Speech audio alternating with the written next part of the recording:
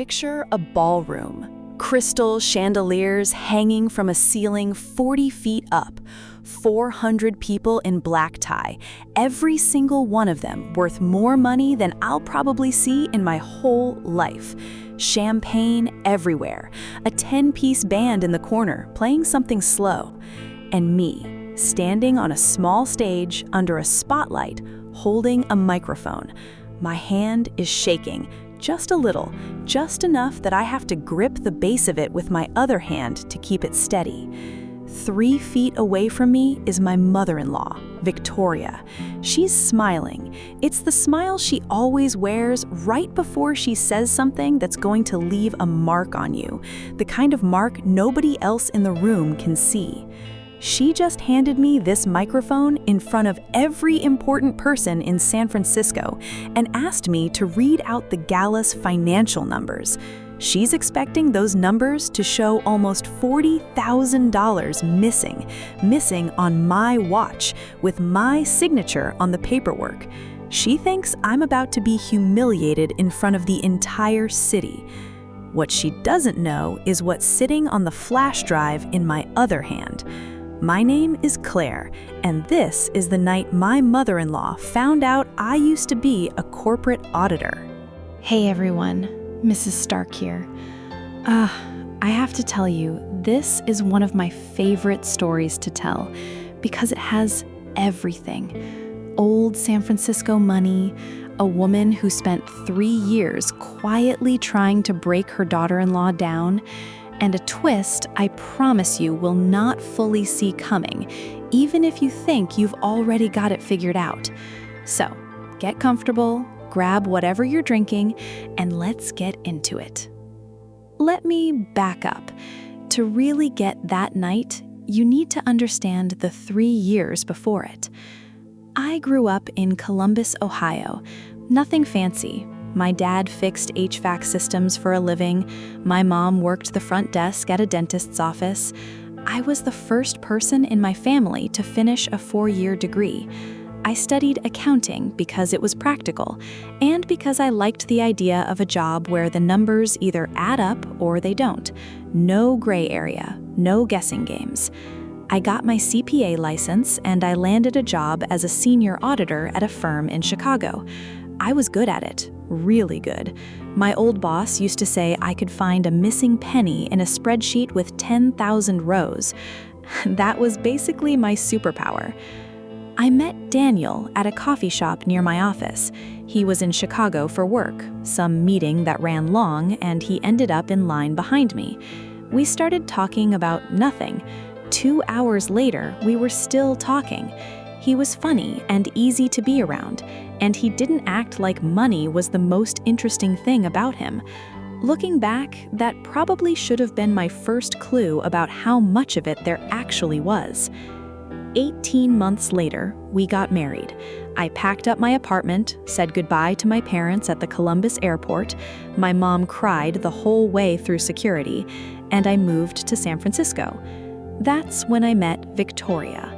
The first time I walked into the Whittemore House on Broadway Street, up in Pacific Heights, on the stretch some locals still call Billionaires Row, I remember standing in the doorway thinking it looked like something out of a magazine. Marble floors, oil paintings of people who all shared Daniel's jawline, a housekeeper who called me Mrs. Whittemore before I'd even opened my mouth to introduce myself, and Victoria standing in the middle of it all in a cream-colored suit, not a hair out of place, holding a teacup like she was posing for a portrait. She hugged me, told me I was exactly what Daniel needed, told the whole table at dinner that night how thrilled she was to welcome me into the family. It took about 3 weeks for the mask to slip just a little, just enough that only I could see it. Daniel and I didn't move into the Whittemore mansion, in case you're picturing that. We bought our own place, a 2-bedroom condo over in the Marina District, with an actual mortgage and an actual homeowners association that emailed us constantly about visitor parking passes and pool hours. Honestly, I loved that. It was one small piece of normal life that belonged only to us, 30 minutes and a whole different universe away from Pacific Heights. Here's the thing about Victoria that took me way too long to understand. She never did anything you could point to, nothing you could screenshot and show a friend and say, look how awful this is. Everything she did, you could explain away. That was the whole trick. Family dinner, about 2 months after the wedding. Victoria told me it started at 7. I walked in at 6:58, and everyone was already seated, already halfway through the appetizer. "Oh, sweetie," she said, not even looking up from her plate. "We said 6:30. Are you having trouble keeping track of things lately?" I looked at Daniel. He just gave me this small, embarrassed shrug and said, "Mom, we probably just got our wires crossed." Nobody corrected her, and I actually started wondering if maybe I really had misheard her. A few weeks after that, it was my birthday. Victoria handed me a beautifully wrapped box, and inside was a dress. Gorgeous, designer, 2 sizes too small. I laughed it off, said something about maybe needing to double-check the size chart. Victoria tilted her head at me, all sympathy. "Has San Francisco food been treating you a little too well, dear?" Then, to the whole room, with a soft little laugh, "She's adjusting." Thanksgiving that same year, she spent 20 minutes telling her sister about my sweet Midwestern manners, like I wasn't standing 4 feet away holding a bowl of mashed potatoes. At Christmas, she mentioned, out of nowhere, that Daniel's last girlfriend had gone to Stanford, just dropped it into conversation and moved right along. There was one conversation, though, that mattered more than the rest, and I didn't understand how much until much later. About 6 months into the marriage, I mentioned I was thinking about transferring my CPA license over to California and maybe picking up a few consulting clients. Nothing crazy, just enough to keep my skills sharp. Victoria set her fork down very gently. "Oh, sweetheart," she said, like she was breaking soft news to a child. "Wives in this family don't really work. It sends the wrong message. People will start to think Daniel can't provide for you." Daniel didn't jump in to disagree, so I let it go.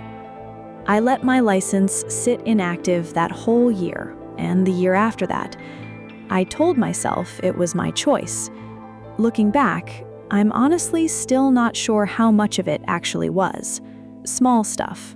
That's what I kept telling myself. Small stuff. Except it wasn't just 3 or 4 things. It was every dinner, every holiday, every single family gathering for 3 straight years. Comments about my Ohio manners, stories told about me like I wasn't in the room, compliments with a blade folded up inside them, like, "I just love that you're not afraid to wear something so simple." Here's what I didn't understand back then, and I want to say this clearly for anyone watching who's been through something like it. That's not an accident. That's a method. You say something confusing enough that the other person starts doubting their own memory. You do it in front of other people so they can't push back without looking dramatic. You do it just often enough that by the time they notice the pattern, they've already started questioning themselves instead of you. I stopped correcting her about the small things out loud.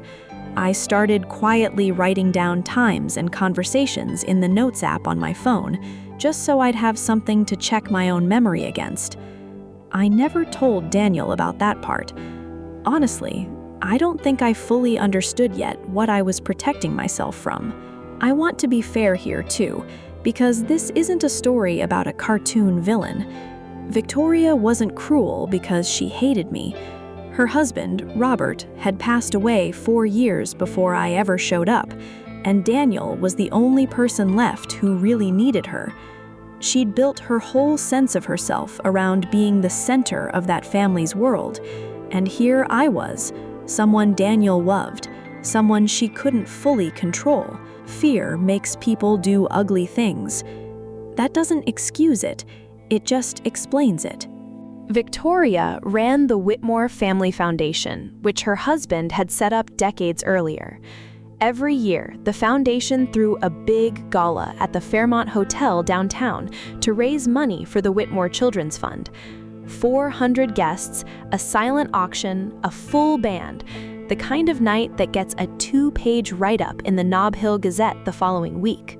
About 3 years into my marriage, Victoria called me into her study. She had that smile on. I still didn't know yet to read it as a warning. "Claire," she said, "I want you to run the finances for this year's gala." I actually got a little emotional hearing that. I thought, finally she trusts me. Finally, I'm being let into this family for real. Here's what I didn't know that day. Victoria had been quietly pulling money out of the foundation for almost 3 years. Small amounts at first, then bigger ones. After Robert died, she'd started taking long weekends up near the Nevada border, at first just to get away from being alone in that huge house, and eventually because she couldn't stop. She was in deep enough that she needed a steady way to keep covering it, and deep enough that she needed someone ready to take the blame if anyone ever noticed the gaps in the books. She picked me because she thought I was harmless, a sweet trophy wife from Ohio who used to do something with numbers before she settled down, as she liked to put it at dinner parties. She had no idea what settling down actually meant for someone with my training. In her mind, she was handing the job to someone who'd sign whatever paperwork was put in front of her without asking a single question. She had absolutely no idea who she was actually handing it to. It took me 4 days. I sat down with 3 years of foundation financial records, bank statements, donor logs, vendor invoices, spread across our kitchen island, and I did what I used to do for a living. I traced every dollar. At first, it all looked normal: catering costs, venue deposits, auction house fees. Then I found a line item that didn't sit right: a consulting fee paid out every quarter to a company called Bayview Strategic Partners. $4,500 here, $6,200 there, no invoice attached, no description of what the consulting actually was. I looked up Bayview Strategic Partners on the California Secretary of State's business registry. It had been formed 2 years earlier. One listed officer: Victoria. My hands actually went cold. I sat there at the kitchen island, laptop open, and just stared at the screen for a full minute, not moving. I kept digging. Wired transfers out of Bayview's account led straight into a personal account. From there, a pattern of withdrawals lined up almost exactly with weekends Victoria had told the family she was at the Napa house, resting. Except some of those withdrawals were tagged with cash advance codes I recognized from my old job, the kind you see from casino cash cages. She hadn't been resting in Napa.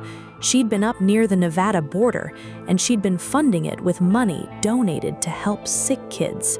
I didn't say a word to anyone that week.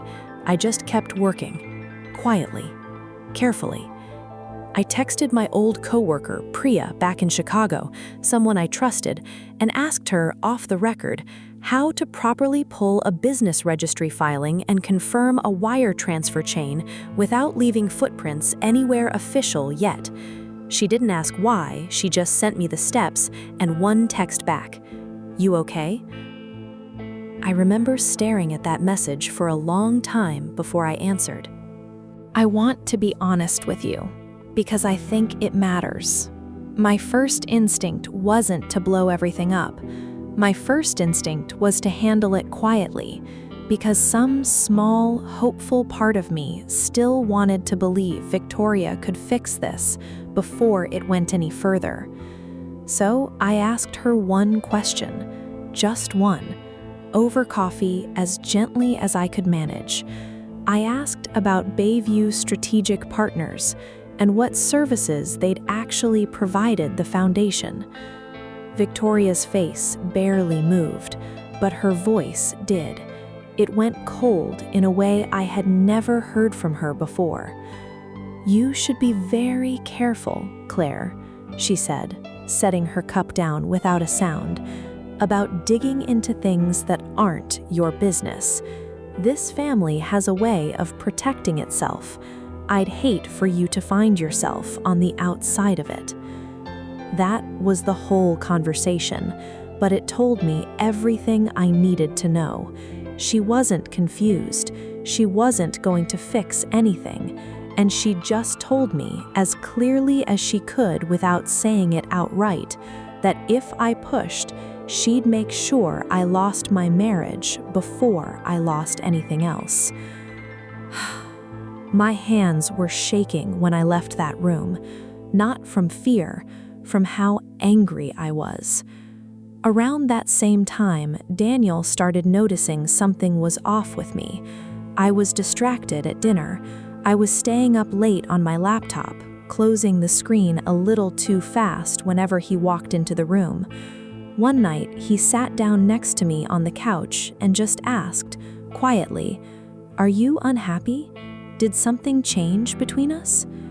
I remember looking at him and wanting so badly to tell him everything right then, but I didn't have the full picture yet, not the kind of proof that would hold up, and I wasn't going to make him choose between his wife and his mother based on half a story and a hunch. So I told him the gala prep was more stressful than I expected. It wasn't a lie, it just wasn't the whole truth either. That was one of the harder nights of the whole 3 years, honestly. Lying by omission to someone I loved to protect him from something I hadn't proven yet. I called Priya that same week. She'd been my closest friend at the firm back in Chicago, and she still worked there, 3 years into making partner track. "Claire," she said, once I'd walked her through what I'd found, "this is a real fraud case. This isn't a family squabble." I told her I was scared of what happens to Daniel if I'm wrong. She was quiet for a second, then said, "You're never wrong about a number, Claire. You never have been. Not once in 6 years of working next to you." I hung up the phone and just sat on our bedroom floor for a while, back against the bed, letting that sink in. So, I made a decision. If Victoria was planning to use me as her scapegoat at the gala, I was going to be ready for it. I spent the next 6 weeks building a file. I kept doing exactly what I'd been assigned to do, reconciling the books, drafting the reports Victoria asked for, nodding along in meetings. But every record I touched, I copied. Bank statements, the Bayview paperwork, a timeline of the casino withdrawals lined up next to Victoria's supposed Napa weekends.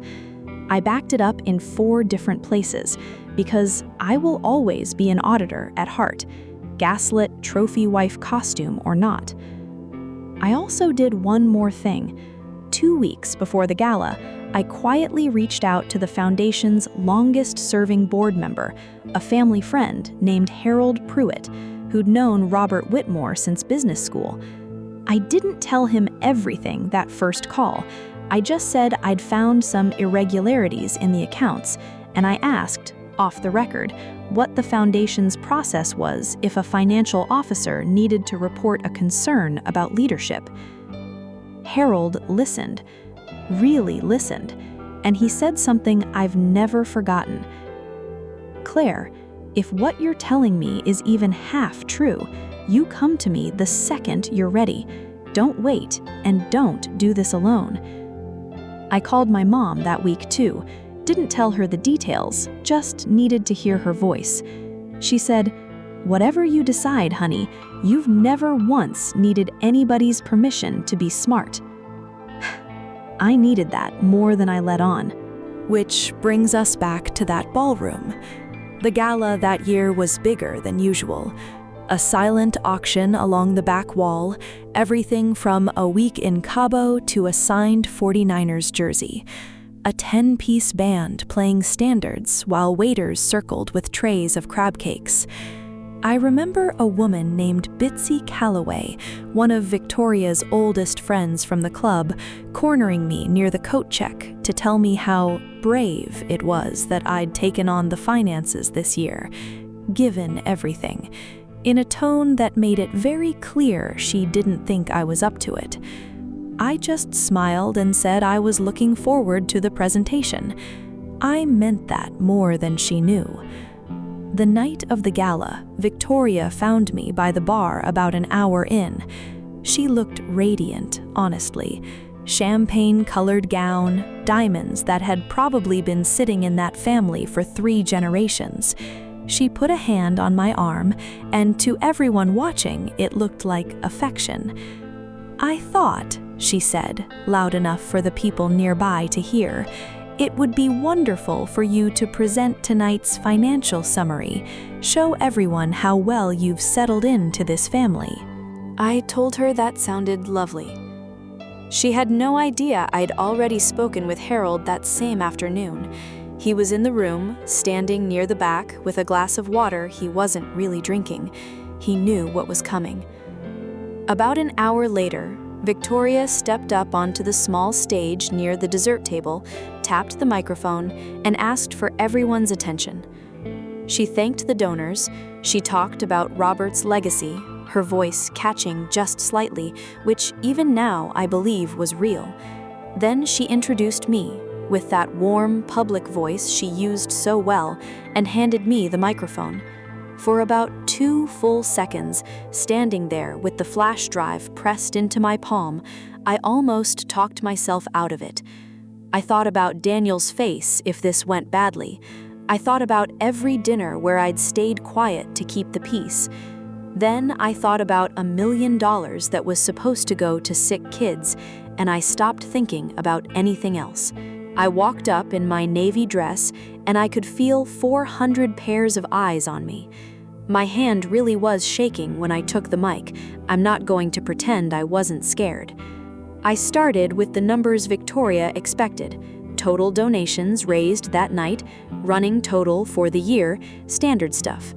I watched her relax slightly, the corner of her mouth curling up, waiting for the part where I'd stumble into the discrepancy she'd planted for me to fall into. Then I said, "Before I finish, I want to walk everyone through something I found while preparing tonight's report." I nodded toward the AV tech near the back wall. The screen behind me lit up. It showed a simple chart, 3 years of quarterly payments to Bayview Strategic Partners. Next to it, the business registry filing, Victoria Whitmore listed as the sole officer. Next to that, wire transfers into a personal account, dated and totaled, lined up next to a column of Napa weekend dates that matched, almost to the day, cash withdrawals from gaming establishments near the Nevada border. The room went quiet, that real kind of quiet where you can hear the ice settling in someone's glass 3 tables away. I didn't raise my voice. I didn't need to. Over the last 3 years, I said, just over $1.1 million intended for the Whitmore Children's Fund was routed through a shell company controlled by our foundation's chair. I looked at Victoria. Her face had gone the color of the tablecloth behind her. Her hand, the one that had rested so casually on my arm an hour earlier, was gripping the edge of the podium so hard I could see her knuckles turn white. Harold Pruitt stood up from his table, calm, steady. "I reviewed preliminary documentation of this matter with counsel this afternoon," he said, loud enough for the room to hear. And that was it. That was the whole thing. No shouting, no scene, just numbers on a screen, and a silence heavy enough that you could have heard a pin drop on that marble floor. I looked over at Daniel. He was standing near the front, and I watched his face move through about 5 emotions in 3 seconds: confusion, disbelief, something that looked almost like grief. And then, finally, he looked at me. He crossed the room, took the microphone gently out of my hand, set it down on the podium, and just held my hand instead, in front of everyone. That was his answer. Here's what happened after, since I know you're wondering. The foundation board voted to remove Victoria as chair that same week. A forensic accounting firm was brought in, a real one this time, and confirmed everything I'd found, plus a little more. The district attorney's office opened an investigation into the missing funds not long after. The social fallout moved almost as fast as the legal one. The Nob Hill Gazette ran a story within days. Women who had known Victoria for 30 years stopped returning her calls. Her club quietly suggested she step back from the board for a while. Bitsy Calloway, the same woman who'd cornered me at coat check, was apparently the first one to stop sitting with her at lunch. A woman who had spent her whole life keeping other people on the outside found herself, for the first time I'd ever seen, standing there, completely alone. The case eventually settled before trial. Victoria agreed to pay back the full amount to the Children's Fund, plus penalties, and she was placed on probation with mandatory financial monitoring for several years. No handcuffs, no headlines about a courtroom perp walk, just paperwork and consequences that will follow her for a long time. She also started seeing a therapist who specializes in grief and gambling addiction, which, honestly, I think she should have done 4 years earlier, right after Robert passed. Better late than never, I suppose. I won't pretend I didn't feel something close to sympathy for her. Victoria wasn't a monster. She was a grieving, frightened woman who made one bad choice, and then another, and then 100 more to protect her own image, and she hurt people along the way, including me. Karma, in real life, doesn't usually show up like a lightning bolt. It looks more like a slow unraveling of everything a person built their whole identity around. Daniel didn't cut his mother off completely. He helped her find a lawyer, he checks on her some Sundays, and I think that's a good thing about him, honestly. But he made it very clear, that week and every week since, whose side he was actually on. Ours. 6 months after that night, the foundation held a smaller fundraising dinner, nothing like the size of the old galas, at a restaurant overlooking the bay. Harold asked me to say a few words, since the board had asked me to join as a trustee not long after everything came out. I stood up in front of maybe 60 people this time, not 400, and my hand didn't shake at all. I still shop at Trader Joe's most weeks, by the way. Some things about a Columbus girl never really change, no matter how many diamonds get handed to you at a gala. So, that's the story. A woman who tried to use my quiet nature as a weapon against me, and never once stopped to ask what I actually used to do for a living. I'd love to know what you think. If you were in Claire's position, would you have gone straight to the board the moment you found the fraud? Or do you think going public, the way she did, was really the only way she'd ever have been believed? Let me know down in the comments. And if you liked this one, you know what to do. I'll see you in the next story.